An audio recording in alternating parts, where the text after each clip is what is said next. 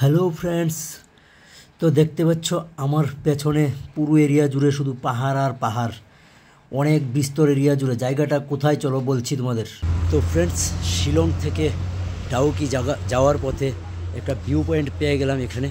তো ভিউ পয়েন্টটাতে যাব, ছবি উঠাবো, তোমাদেরকে ও দেখাবো। এই আমার সামনেই রয়েছে ভিউ পয়েন্ট। চলো ওখানে যাই, গিয়ে তোমাদের দেখাই।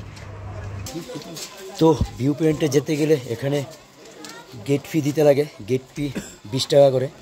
তো আমি গেট ফি দিয়ে তারপর ভিতরের দিকে যাচ্ছি।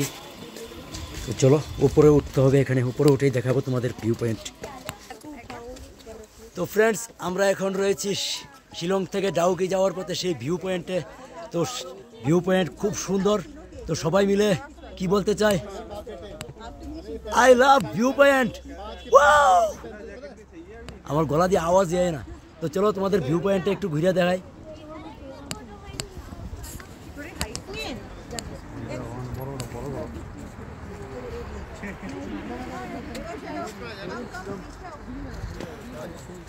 वाओ, क्या नज़ारा है यहाँ पर। শিলং থেকে ডাউকি যাওয়ার পথে এত সুন্দর একটা ভিউ পয়েন্ট দেখে সত্যি মনকে ধরে রাখতে পারছিলাম না, কি করব ভেবে পাচ্ছিলাম না। আনন্দে আত্মহারা হয়ে গেছিলাম।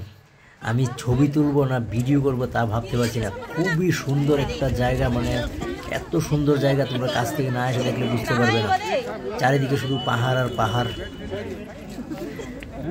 হ্যালো ফ্রেন্ডস, এই যে দেখতে পাচ্ছ আমার পেছনে শুধু পাহাড় আর পাহাড়ের ঘেরা, সবুজ শুধু।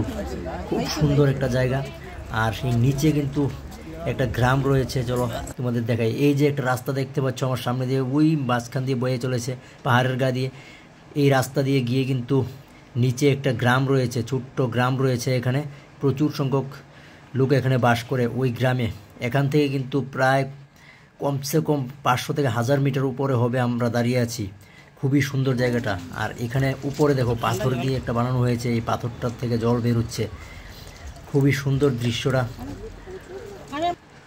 আর এই নিচে গ্রামটা যাওয়ার আমার খুবই ইচ্ছে ছিল, কিন্তু আজকে যেতে পারবো না। যদি অন্য সময় কোনো একবার আসি তখন ওই গ্রামটাতে অবশ্যই যাব। আজকের ভিডিওটা কেমন লেগেছে তোমাদের কাছে অবশ্যই কমেন্টে জানাবে।